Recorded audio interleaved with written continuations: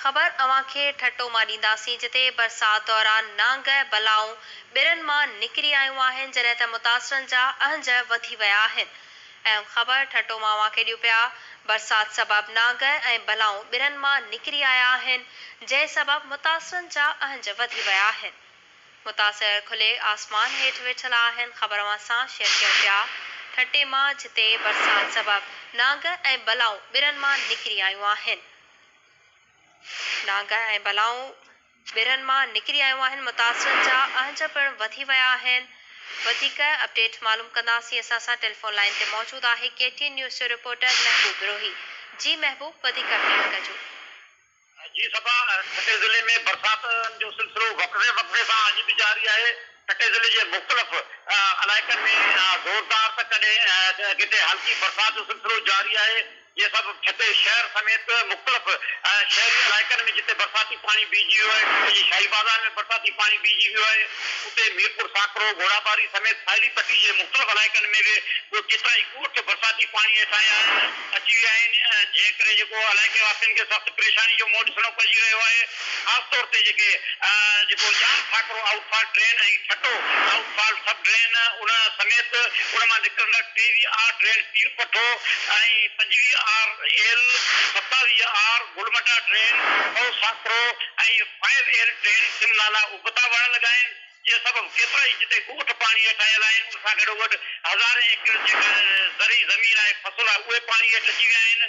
पर उन सां गॾोगॾु माण्हुनि जे मुश्किलातुनि में वधीक परेशानी उन करे बि वधी वई आहे जो नाग बलाऊं जेके आहिनि उहे ॿिरनि मां ॿाहिरि निकिरी आयूं आहिनि। बरसाति जो मुसलसल सिलसिलो जारी रहण जे करे मुख़्तलिफ़ इलाइक़नि में बरसाति पवण जे करे जेके आहिनि नांग बलाऊं ऐं मुख़्तलिफ़ साहिली पट्टी वारनि इलाइक़नि में मुख़्तलिफ़ ॻोठनि में नांग बलाऊं निकिरी अचण जे करे माण्हुनि खे वधीक परेशानी जो मुंहुं ॾिसणो पइजी रहियो आहे। जिते बरसाति माण्हुनि जा अहंज वधाए छॾिया आहिनि, उते नांग बलाइण जे करे बि माण्हू परेशान हाल आहिनि। गुजे लॻ कोट सजण मीरबर में हिकु औरत मिसमात बसरी मीरबर खे नांग खे विधो, कोठान चवण त हुनखे सिविल अस्पताल ठटो मुंतक़िल कयो वियो, पर उते फर्स्ट एड न मिलण ऐं हुनखे कराची रेफर कयो वियो, जिते कराची नींदे रस्ते में उहा औरत फोत थी वई। इहा सूरत आहे सिविल अस्पताल ठटो जेको ज़िले जी वॾी सिविल अस्पताल आहे, मरपेजियो जो मातहत आहे, उते सिहत जूं सहूलियतूं मैसर न आहिनि, जंहिं करे ॿिया जेके सिहत जा अदारा आहिनि उहे फाल न आहिनि या वरी उते सिहत जूं उहे सहूलियतूं मैसर न आहिनि। गुजे जे वेझो ई वाक़ियो पेश आयो, ठटे सिविल अस्पताल पहुचण ऐं कराची नींदे इहा औरत फोत थी वई। मुख़्तलिफ़ इलाइक़नि में इतला मिली रहिया आहिनि त नाग बलाऊं बि निकिरी आयूं आहिनि।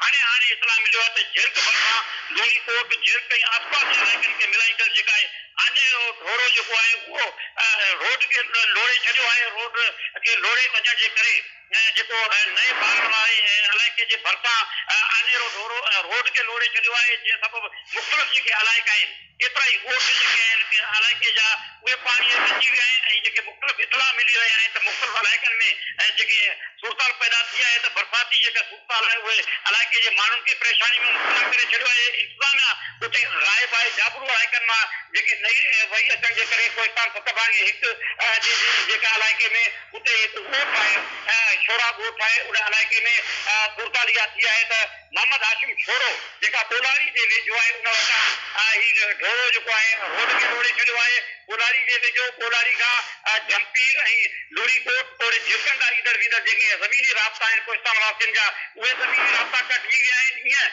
जिते ढोरा वही माण्हुनि जे अहजनि में बि परेशानी वधाए छॾी आहे। उते सिम नाला उबता वहण लॻा आहिनि, माण्हुनि जे घरनि में ज़मीननि में कपिड़नि में पाणी टाइजी पियो आहे ऐं हाणे जेके नांग बलाऊं निकिरी अचण जे करे माण्हुनि जी परेशानी वधीक वधी वई आहे। जी महबूब बिरोही, अपडेट करण लाइ अवां जी वॾी महिरबानी।